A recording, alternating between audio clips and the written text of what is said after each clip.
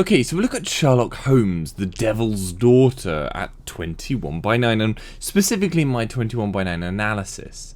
So Frogwares, Focused and Interactive have released another Holmes adventure, or specifically number of adventures, and whilst it's a game with a lot of varied opinions, I actually have really enjoyed it.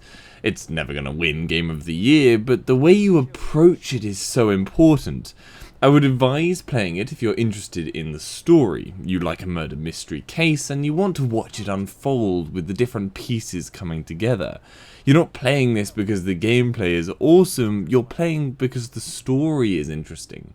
Now admittedly, it's not full of the best stories ever, but it kept me really interested and engaged throughout, and the most beautiful world and smoothest gameplay controls the series has ever had means that it is a solid title to pick up. Now for my full thoughts on the game, check out my video on screen now or in the description, or just check out my channel for it. So the 21:9 support. It does natively support an ultra-wide resolution, however annoyingly requires a restart whenever you change the resolution, and it's the same for most of the graphics options. However, once you have selected it, the gameplay does scale to show off more on the sides of the screen. You are very close to Holmes at all times, and so the extra screen space is a welcome addition.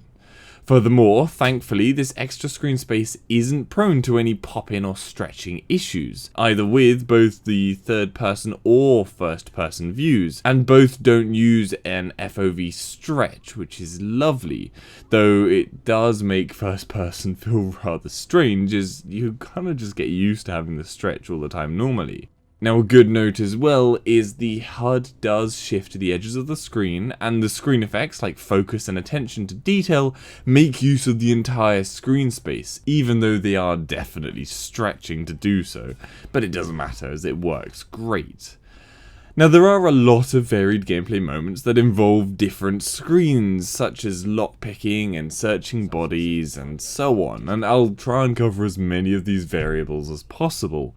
Firstly, the main issue with the game is when reading a person, so when you first meet them and you're looking around their body for indications of what kind of a person they are, the cursor image and where the cursor is actually clicking on screen are in very different places.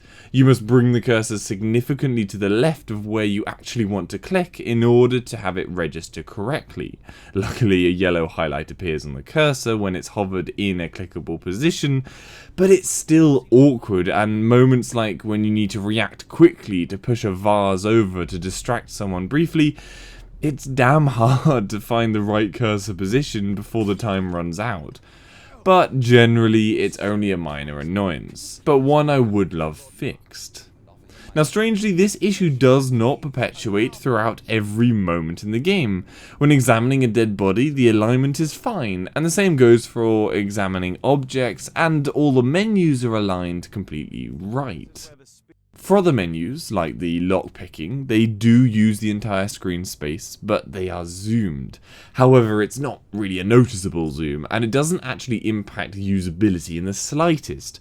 However, it still would be nice to have it correctly rendered.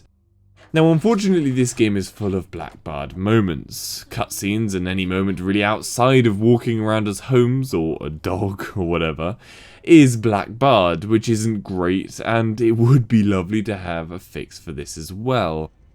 The main menu does use the entire screen space, but sadly, again, is zoomed, and it's just a continued trait with this game. However, the notebook in-game does render correctly, and does just show off more on the sides of the world, instead of zooming in. But the same can't be said about the thought space, where you put facts together to make choices and create that final point that explains the mystery that you're trying to solve. But it doesn't really affect actual usability. Like I said, none of these screens have their usability impacted by the fact you're zoomed in. But for this, for example, it does sometimes make it a little difficult to see where an idea has popped up once you've put two things together.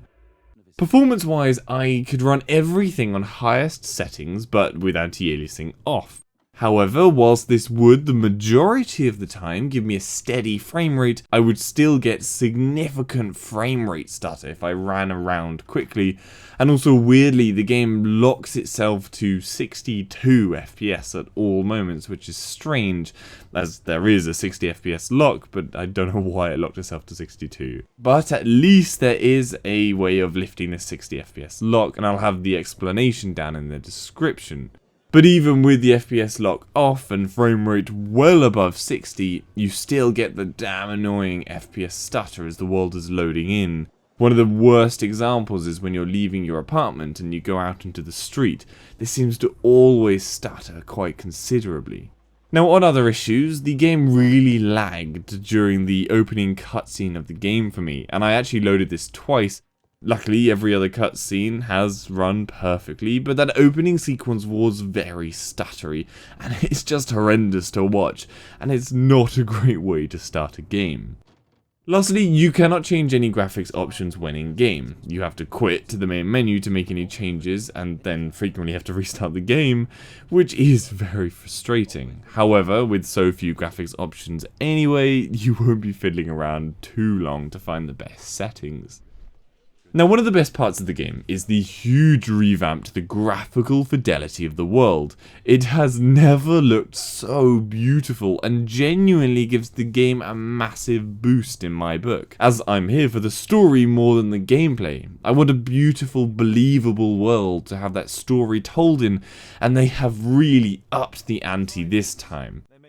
Overall, it's a very challenged 21x9 game, and I can only give it a WideAsFcuk score of 2.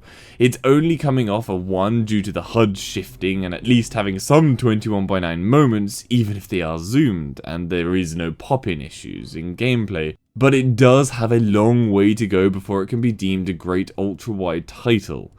Luckily, its shortcomings don't really negatively impact gameplay, and so I would still totally recommend grabbing this game.